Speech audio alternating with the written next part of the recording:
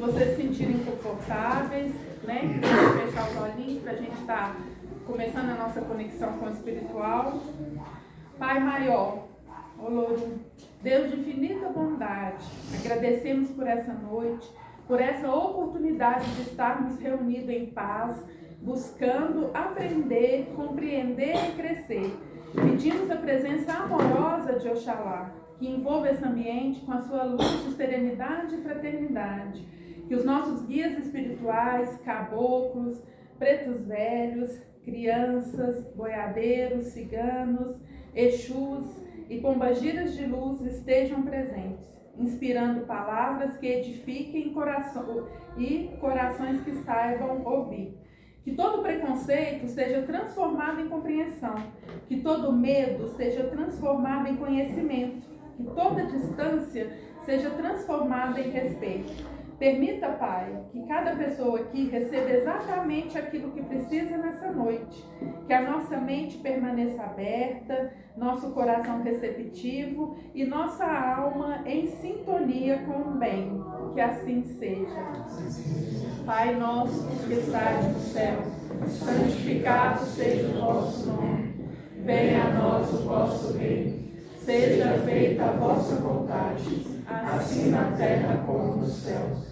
O pão nosso de cada dia nos dai hoje. Perdoai as nossas ofensas, assim como nós perdoamos a quem nos tem ofendido. E não nos deixeis cair em tentação, mas livrai-nos, Senhor, de todo mal, que assim seja. Podem se sentar.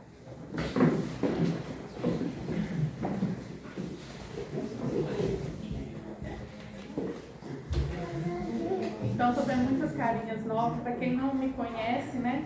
Eu sou Adriana, sou filha de fé aqui do terreiro, né? E hoje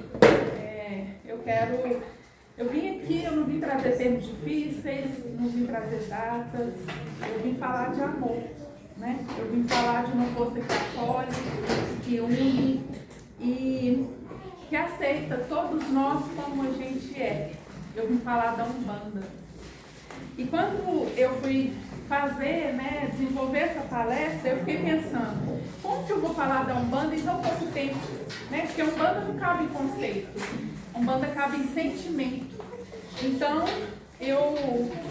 como o tempo é curto, eu trouxe um pouco da história, né, um pouco do preconceito que envolve nessa religião. E o que eu acho de mais curioso é que as pessoas, antes de entrar no terreiro, às vezes, elas nunca, né, entraram no terreiro e elas acham que lá é perigoso, lá acontecem coisas terríveis, né? E eu falo que o mais perigoso aqui no nosso terreiro é a gente sair com um copo de café, um pedaço de bolo nas nossas festas e uma pessoa, um médico atrás, oferecendo um raminho de erva para tomar banho. É o mais perigoso, né? Então, Umbanda não é perigosa. Então, a gente está envolvido em muito preconceito e eu queria quebrar um pouquinho desses preconceitos hoje. Então, antes de falar de histórias, né, de datas, de como surgiu a Umbanda, eu preciso que vocês desarmem o coração, né? E vejam a Umbanda com os olhos que a gente vê, né? Eu sou umbandista e ser umbandista para mim é uma coisa muito incrível, né? Eu falo que para mim é segurar as minhas guias com o mesmo amor que um cristão segura o seu terço, né? É acreditar, né, em Jesus Cristo, que para nós é representado por Oxalá. É ter toda aquela fé em Deus Todo-Poderoso, que para nós tem o nome de Olorum. Então a nossa fé, ela não difere de outras fés, né? De outras religiões, né? A gente acredita no mesmo Deus, aquele Deus que está presente em todas as outras religiões. Então, o que muda, às vezes, é a forma da gente chamar, são as denominações, né? E a Umbanda, ela traz esses nomes, né? Jesus Cristo, para nós, é representado por Oxalá. né? O nosso Deus, o nosso Olorum, que é o Criador universal. Então a gente ama do mesmo jeito que um cristão ama o seu Deus, né? Porque a Umbanda, para mim, no fundo, ela não quer convencer ninguém a virar umbandista, né? A gente recebe todo mundo aqui e a gente não fica, você quer virar umbandista? Não, a Umbanda está aqui para acolher sem olhar a quem, simplesmente acolher, é abraçar, né? Eu falo que a Umbanda, ela tem aquele abraço gostoso de preto velho, que acolhe, né? Que quando a gente entra ali, a gente fica bem, a gente já tem explicação, né?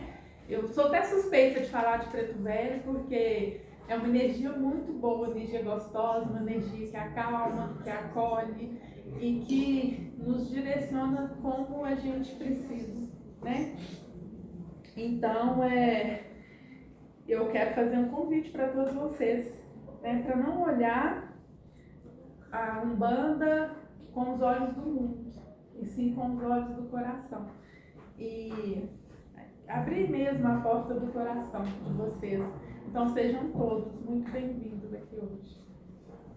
Então eu vou começar contando a história de como a Umbanda, rapidinho, eu vou dar uma resumida, né? Como que a Umbanda surgiu aqui no Brasil, para a gente entender a beleza dessa caminhada, né? Então eu quero convidar vocês a fazer uma viagem no tempo e a gente vai lá para 1908, lá no Rio de Janeiro. Então eu quero que vocês imaginem um rapaz de 17 anos, né? Cheio de sonhos, cheio de metas. Esse rapaz, ele é o Zélio Fernandinho de Moraes. Com 17 anos, na época, né, de 1908, os rapazes estavam ingressando na Marinha. E ele também iria fazer parte, ele também ia ingressar. Aí o que aconteceu? Ele começou a sentir umas paralisias de repente. Ele caía, sentia umas paralisias e começava a falar de um jeito diferente, como se fosse uma pessoa mais velha. Aí os pais ficaram super preocupados, como qualquer pai e mãe, né? Aí levaram ele a vários lugares, a vários médicos, e ninguém achava que ele tinha. E ele continuava falando coisas sem nexo e tendo as paralisias. Aí um médico da família falou para os pais: olha, isso que o Zélio tem não é normal. Você vai ter que levar ele para fazer um exorcismo, porque ele está com alguma coisa ruim. E os pais desesperados ficaram mais desesperados ainda, né? Ficaram sabendo de uma federação kardecista lá no Rio de Janeiro, lá em Niterói. Aí eles foram lá. Chegando lá, eles convidaram o Zélio a participar da mesa. Falou assim: ó, vem aqui dia tal que a gente vai ver o que está acontecendo. Aí eles foram, os pais de Zélio, e ele foi convidado a participar da mesa da Federação Kardecista. Era uma sessão espírita, né? Aí quando ele chegou lá, ele sentou na mesa e estava no meio da sessão. Zélio se levanta e vai até um jardim que tinha lá na Federação e colhe uma rosa branca e leva e coloca na mesa. Então todos os médios assustam, né? Nunca aconteceu uma coisa dessa. E um dos médios, ele pede o espírito que estava com o Zélio para se manifestar. Se manifesta o espírito. Aí ele disse que ele era um caboclo, um indígena, né? Aí ele falou: mas eu vejo você com vestes de padre, né? O médico falou para ele. Aí ele falou: sim, eu fui padre numa outra existência minha, né? Eu fui perseguido. E ele, nessa outra vida dele, né? Ele era chamado de Gabriel Malagrida. Isso foi em 1761. Ele foi perseguido, foi acusado de bruxaria e foi queimado na fogueira. Mas depois disso ele fala que Deus concedeu para ele, né, a maravilhosa oportunidade de vir como um indígena, como um caboclo. E nisso, quando ele fala isso, alguns médios da mesa que estava lá na federação começam a receber espíritos de pretos velhos e de caboclos. E o dirigente fica bravo.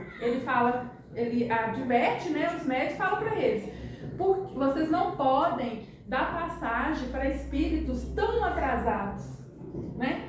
Aí ele vê, né, os espíritos, os médios, né, incorporando com pretos velhos e caboclo, e fica xingando, assim, não pode, vocês não podem dar passagem para espíritos tão atrasados. Aí eu vou ler para não falar nada errado, né? A resposta do caboclo que estava com Zélio.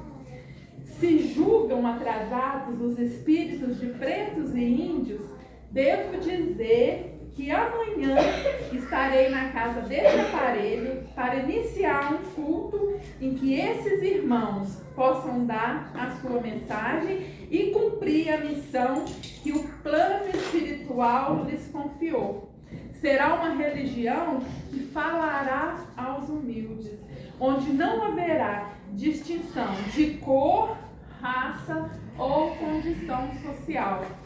Aí o dirigente falou: qual que é o seu nome, espírito? E ele selou a nossa história, a história da Umbanda, dizendo: se querem um nome, que seja Caboclo das 7 Encruzilhadas, porque para mim não haverá caminhos fechados. E foi no dia 15 de novembro de 1908 que nascia oficialmente a Umbanda no Brasil. Então, nesse dia, teve a manifestação, né, do Caboclo das 7 Encruzilhadas lá na casa do Zélio. Então, teve uma multidão de gente, inclusive dos médios, que ficaram curiosos, porque se alastrou, né, essa incorporação, né, do caboclo, e se alastrou, e praticamente toda a cidade foi presente e queria ver o que ia acontecer, né? E foi a partir daí que a nossa Umbanda ganhou força. E eu falo que a Umbanda, nesse dia, né, o Caboclo das 7 Encruzilhadas, ele baseou a Umbanda em 2 pilares. Olha o quão que é importante, gente. A manifestação do Espírito para a caridade e o amor ao próximo.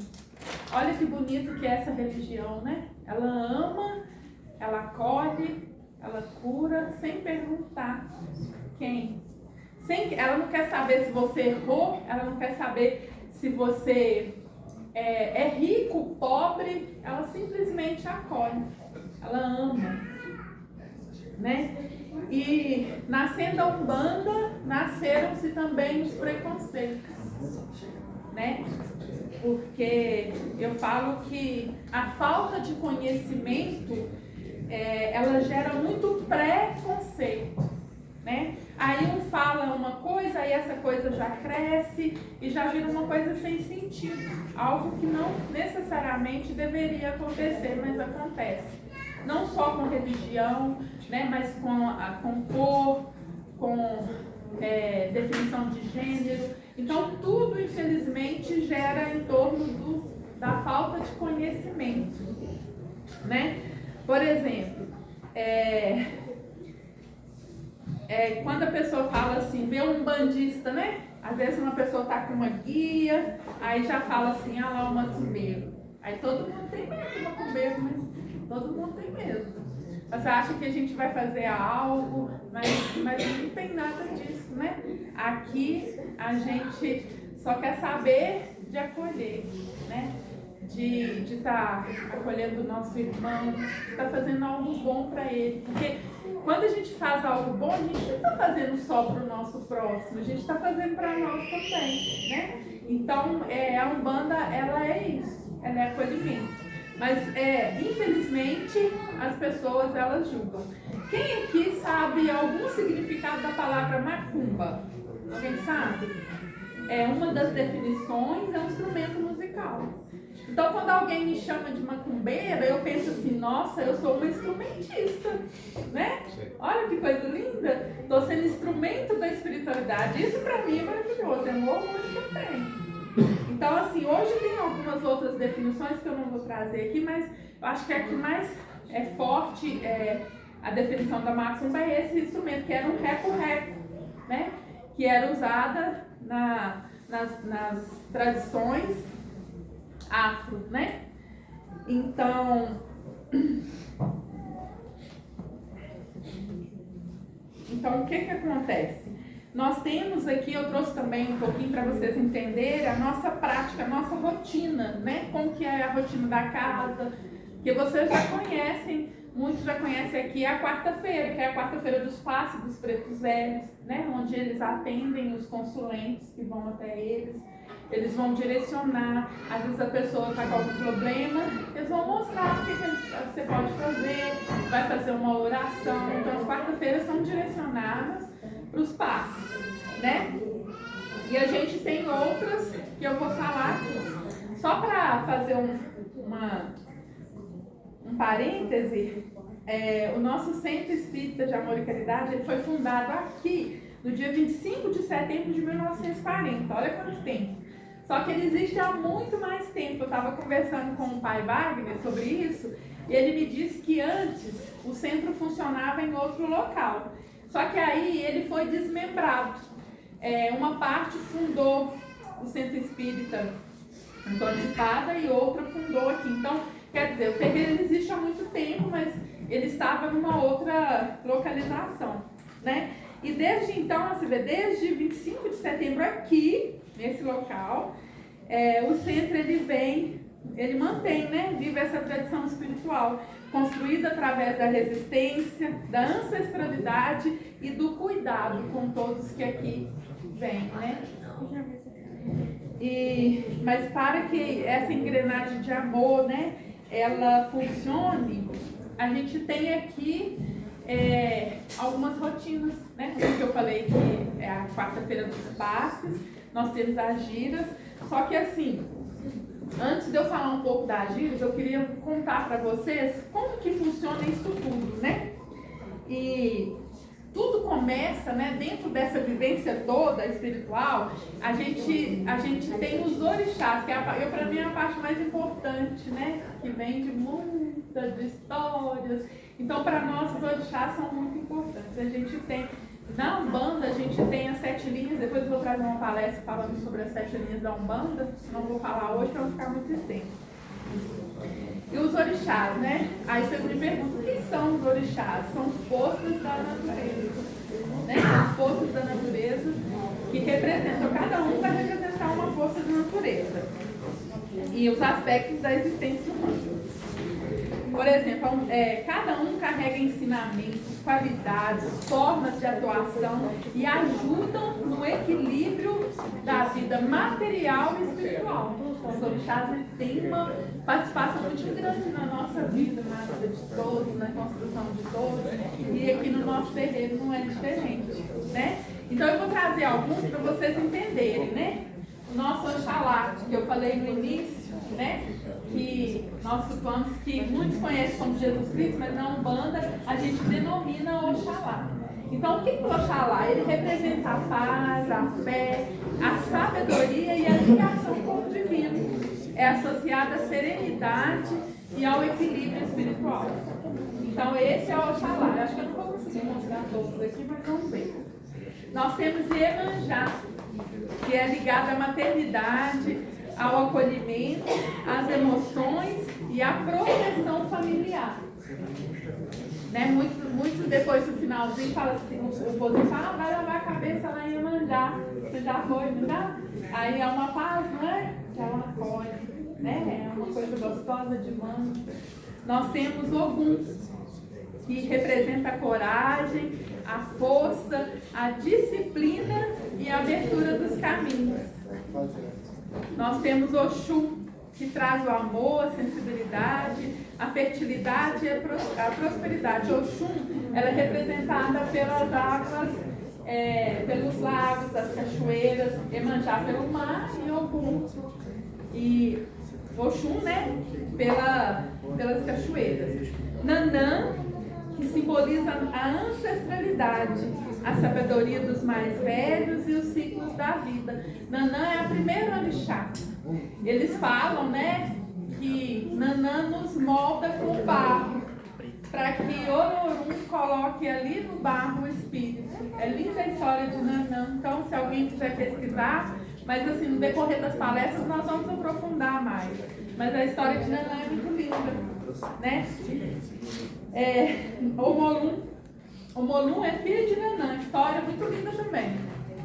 Que quando ele nasceu com algumas feridas no corpo e Nanã, ela não conseguia ficar com ele. Então ela deixou ele no mar.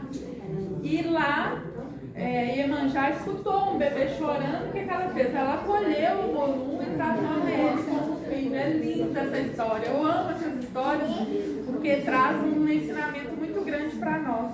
Então o Molum, ele está relacionado à cura, à transformação espiritual e ao renascimento.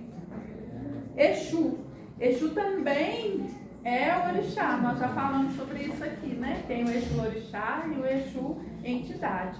Então o Exu orixá, ele atua como mensageiro entre os mundos espiritual e material, além de proteger os caminhos e a comunicação, né? Tem aquele ditado que fala, Exu é o que come primeiro, porque sem Exu nada chega ao Olodum, que é o nosso Deus, né? Então, quando a gente vai pedir algo, por exemplo, para algum, né? A gente vai pedir algo, alguma coisa que está lá na justiça, a gente quer algo, me ajuda. Aí o que algum faz? Ele leva o seu pedido para Exu saber se você é merecedor ou não de levar o seu pedido até o Olodum.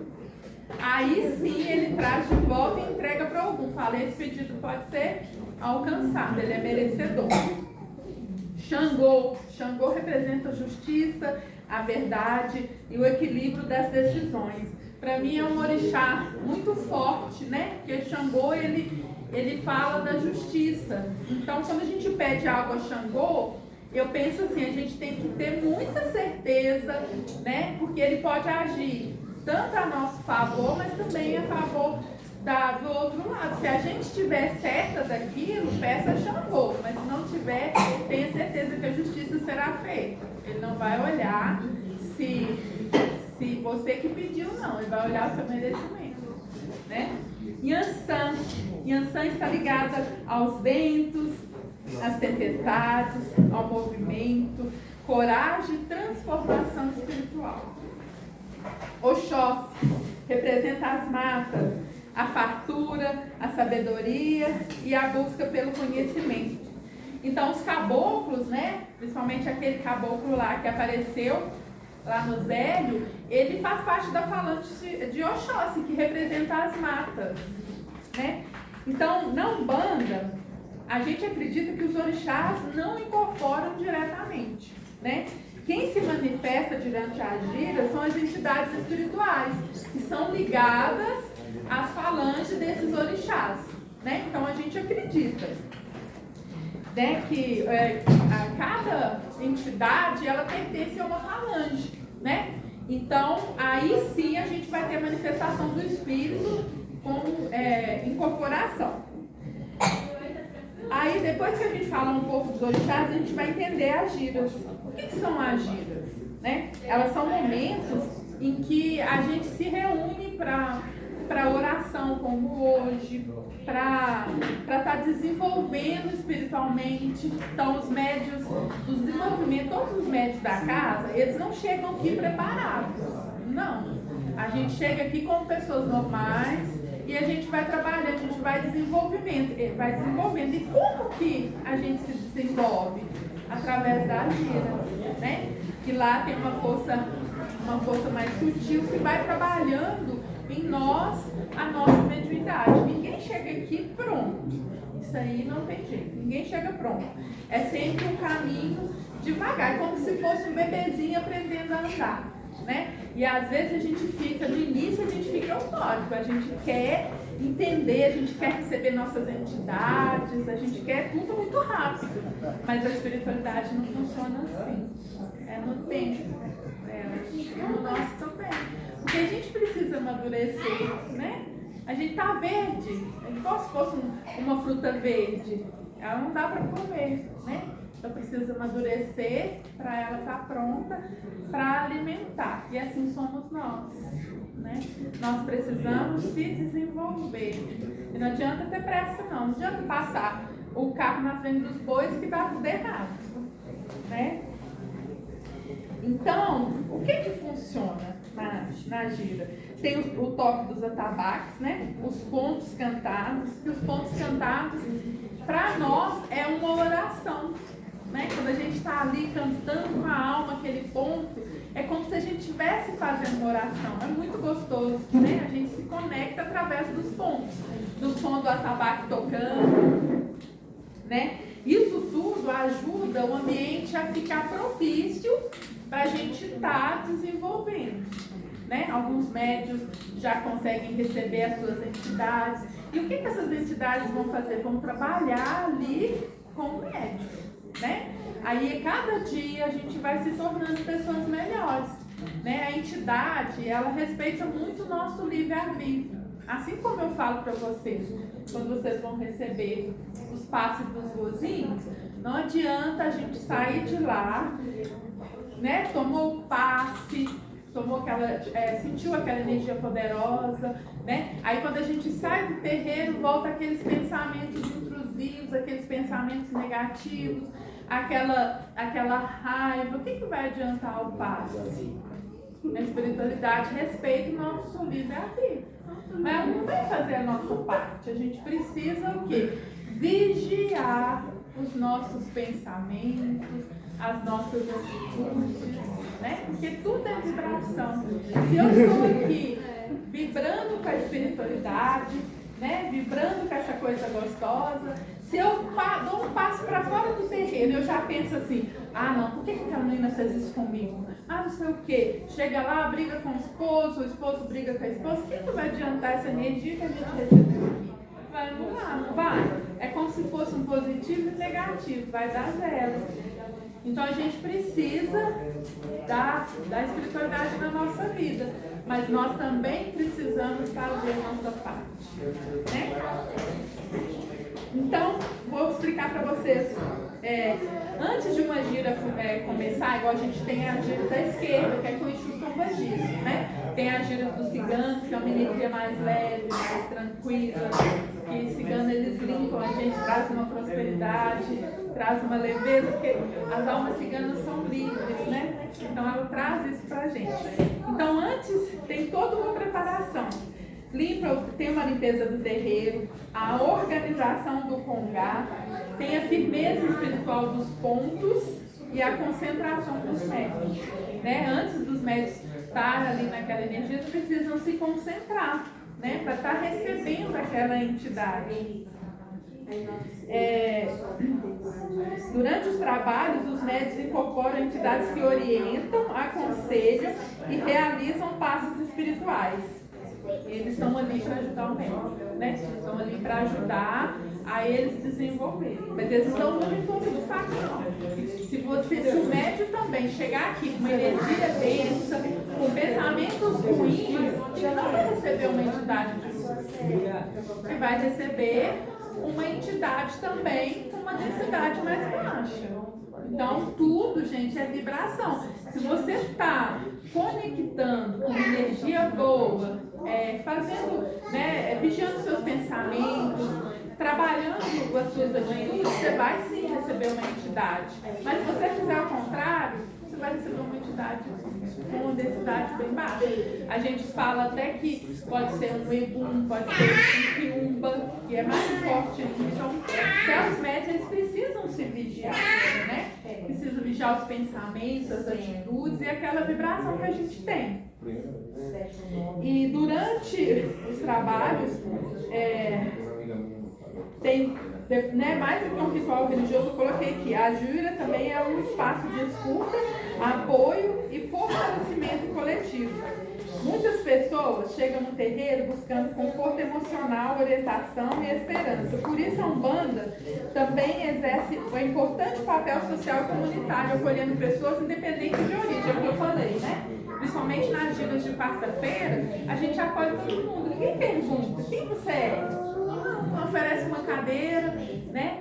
Senta, oferece um abraço. Então ninguém pergunta. Então aqui a gente não sabe quem que é, que tem dinheiro, quem não tem, quem que está passando, quem que errou, quem não errou. Aqui é todo mundo igual, né? Então nós somos iguais perante a entidade, né? As nossas entidades, a espiritualidade. E além dessas giras, né, aqui no terreiro a gente tem também grupos de estudo que a gente abre também ao público, né? Então, se alguém se interessar, pode ficar de olho na página do Instagram, que sempre está falando. Vai ter estudo hoje sobre a tranqueira, sobre a Casa das Almas. E geralmente, antes das giras fechadas, também tem um estudo para falar sobre mediunidade. Então, vocês estão todos convidados. Qualquer coisa, qualquer dúvida, vocês podem olhar lá na página. Geralmente, toda segunda-feira tem alguma coisinha assim, dá para vocês participarem. E aí, eu trouxe aqui um pouco das giras para vocês entenderem. As de quarta-feira eu já falei, né? São dedicadas aos nossos queridos pretos velhos. E também, às vezes, vem alguns caboclos também nessa gira, porque eles trabalham na mesma energia. E, para mim, a de quarta-feira é uma das giras mais emocionantes. Eu amo, né? Eu sou suspeita de falar que eu tenho um carinho muito grande. Preto Velho, ele faz parte da minha vida desde a minha infância, né? Porque eu tenho uma ancestralidade, meu avô, ele já ajudava as pessoas através, eu não sabia que era um banda, mas através da mediunidade dele, né? Então, eu tenho essa lembrança. Quando eu penso em Preto Velho, eu penso num senhor sentado numa cadeira com uma bengalinha, eu sentado no chão com a cabeça no colo dele. Então, eu tenho um carinho tão grande, eu não posso nem falar muito que eu me emociono. Então, assim, para mim é uma das giras mais poderosas, mais emocionantes. Porque você pensa, eles estão ali se doando para nós, né? Ajudando a gente a entender o nosso caminho, as nossas dificuldades, as nossas dores internas, né? Quem de nós, né, não tem uma dorzinha interna que quer resolver? Então o Preto Velho está ali para passar um pouquinho de amor nessa feridazinha que está lá dentro, né?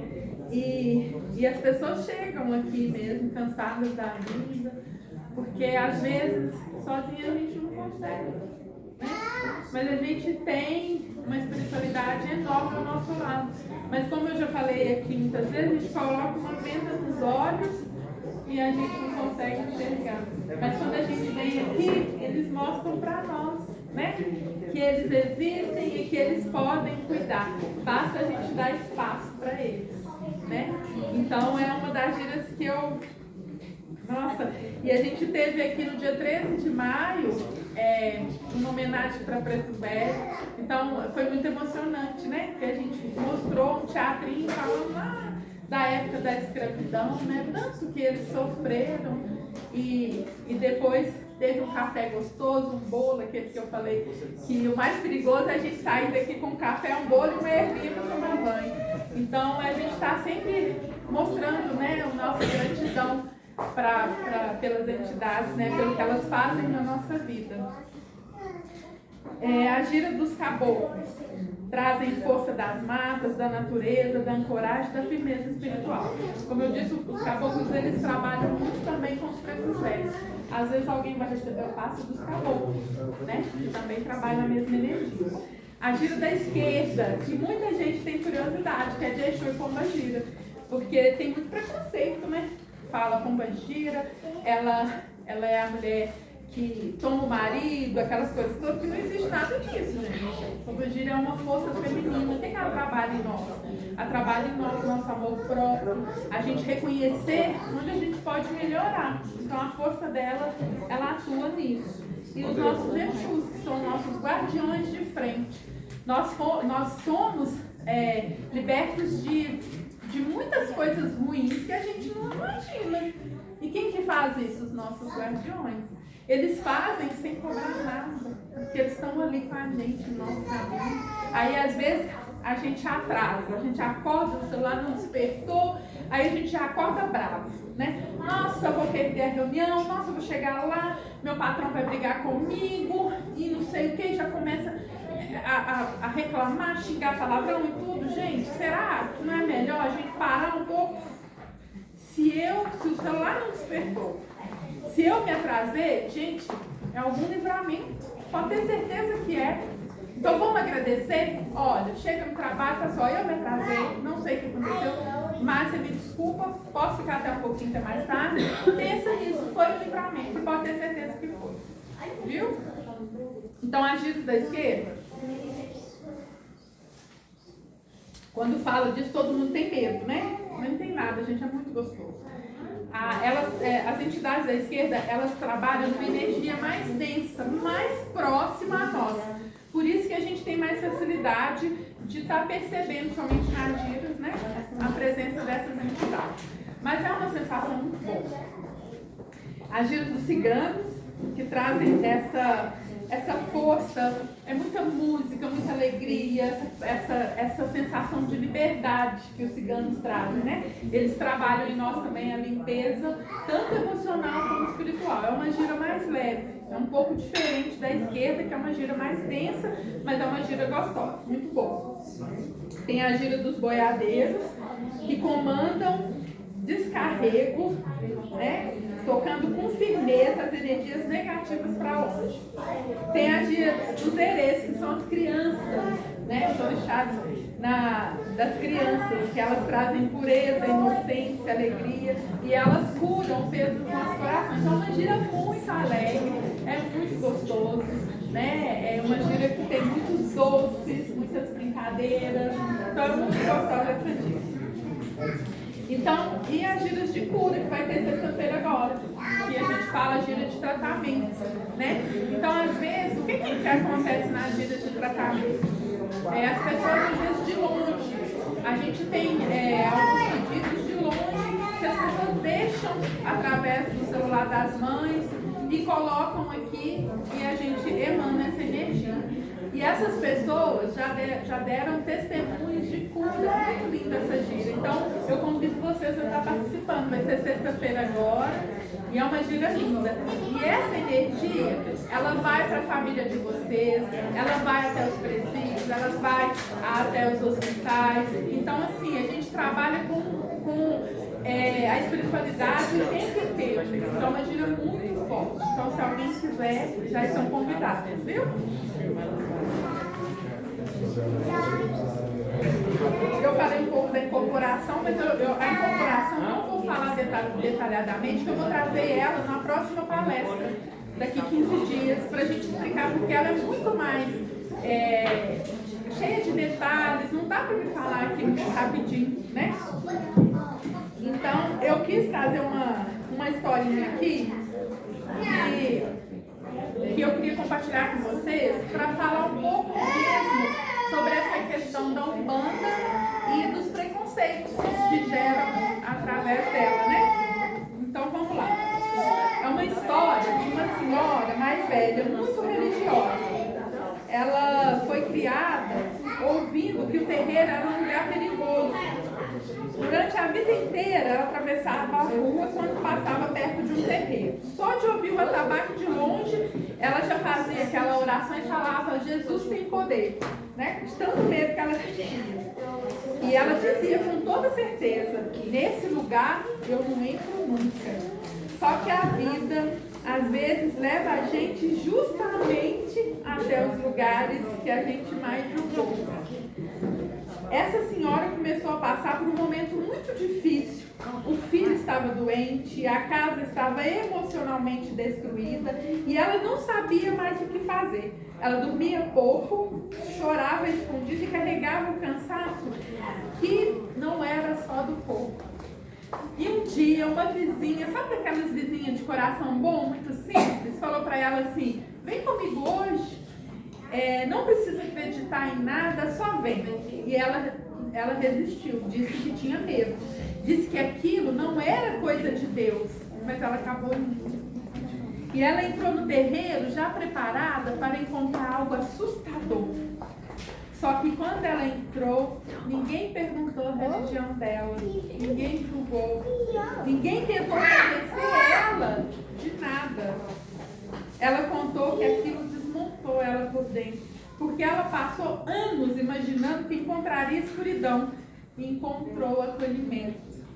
Durante a gira, ela começou a observar as pessoas, viu gente rezando com sinceridade, viu gente chorando baixinho, viu pessoas simples ajudando outras pessoas sem pedir nada em troca. E no fim da noite, um preto velho incorporado segurou a mão dela e disse: filha, às vezes o coração sofre mais pelo medo do que pela verdade. E ela saiu dali chorando. mas não era de medo, era emoção. Depois disso, ela nunca se tornou bandista. E essa talvez seja a parte mais bonita dessa história, porque ninguém exigiu que ela mudasse de religião. Ninguém tentou convencer ela, mas ela nunca mais atravessou a rua quando passava em frente de um terreiro. Nunca mais falou da Umbanda com medo. E sempre que eu via alguém repetir preconceito, ela dizia: eu entrei lá e eu fui tratada com amor. E talvez seja isso que o conhecimento traz. Ele não obriga ninguém a acreditar igual, mas ensina a respeitar. E eu acho que falta muito conhecimento, porque para mim o preconceito é falta de conhecimento. Quando a gente conhece, a gente não julga. E o mal do ser humano é julgar.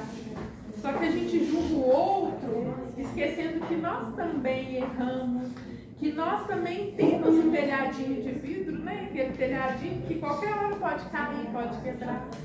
Então, eu queria deixar essa mensagem, né? Que antes da gente julgar o outro, vamos olhar para nós, vamos ver se a gente conhece o outro verdadeiramente, antes de julgar a religião do outro. Gente, é muito fácil, eu falo que é extremamente fácil amar o coleguinha com a mesma religião. É muito fácil amar esse coleguinha, mas quando o coleguinha tem outra religião, opa! Aí eu fico pensando assim, a minha religião é melhor. Gente, não existe religião melhor, Deus é um só. Ele é o criador de tudo, é a força universal, é ele que rege tudo.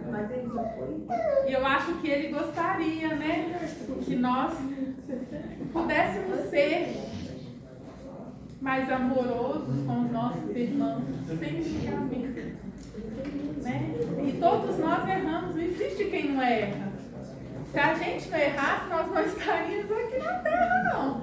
Eu falo que a Terra é um planeta de expiações. Então, se a gente não errasse, nós não estaríamos aqui. Então, antes de julgar o outro, fazer aquela reformazinha íntima que eu sempre falo aqui. Onde eu estou errando? Eu falo muito que o que a gente vê no outro é que existe muito dentro de nós. Então, quando a gente vê no outro coisas boas, o coraçãozinho da gente tem flores lá dentro, tem muito amor. Mas quando a gente só vê coisa ruim no outro, né, pode ter certeza. Está precisando de limpeza, tem escuridão lá dentro. Então, vamos olhar mais para isso, vamos tomar cuidado, né? Com que a gente, o jeito que a gente vê o outro. Porque aí depois a gente julga a religião do outro, julga a condição social do outro, julga a opção do gênero do outro. Mas, gente, se a gente julga tanto, o que será que está dentro de nós? Não tem coisa boa não. Então, vamos fazer essa reformazinha, né? Vamos procurar conhecer mais o outro antes de dar antes de fazer o nosso julgamento. Vamos conhecer mais a religião do outro, né? Antes da gente ter esse preconceito.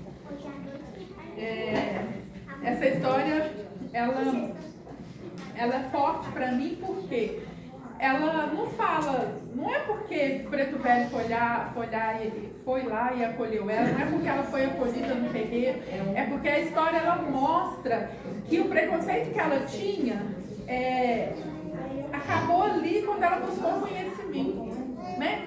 Ela foi lá no terreiro com medo, mas ela foi porque ela estava precisando e ela foi acolhida.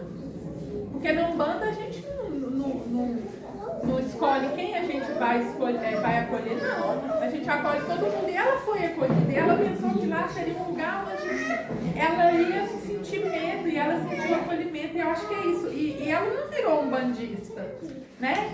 Ela não virou, mas ela tirou aquela venda dos olhos e procurou conhecimento. E isso para mim é muito forte, né?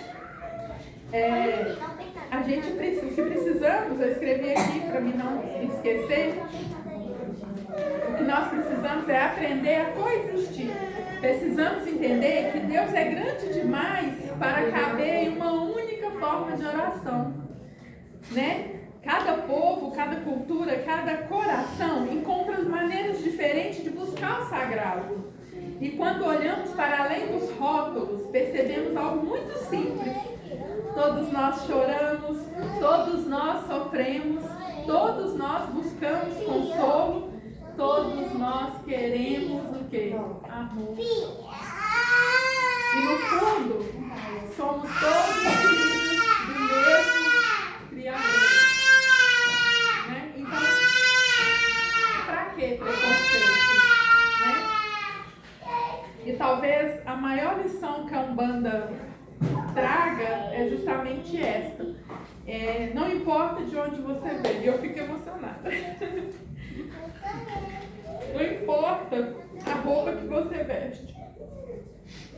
Não importa a religião que você pratica. Sempre haverá um lugar para você sentar, respirar, ser ouvido e ser tratado com dignidade. Porque onde existe amor verdadeiro, existe a presença de Deus. E para mim, Umbanda é isso.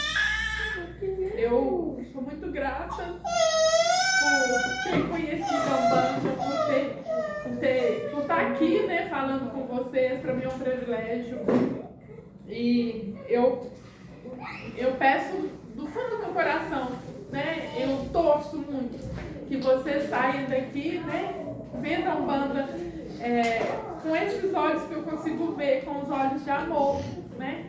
Veja a Umbanda com esse coração gigantesco, né, que cabe todo mundo lá dentro, assim como o coração do nosso Criador, né? E que o preconceito ele não faça parte da vida de vocês de maneira nenhuma, né? E quando algo vier, algum pensamento, né, vier, que vocês elevem o pensamento a Deus, né, quando um pensamento ruim vier, e peça a Ele, né, para mudar o curso desse pensamento, trazendo coisas boas, coisas dignas, né, de estarem com vocês. E daqui a pouco eu volto para finalizar a nossa vida.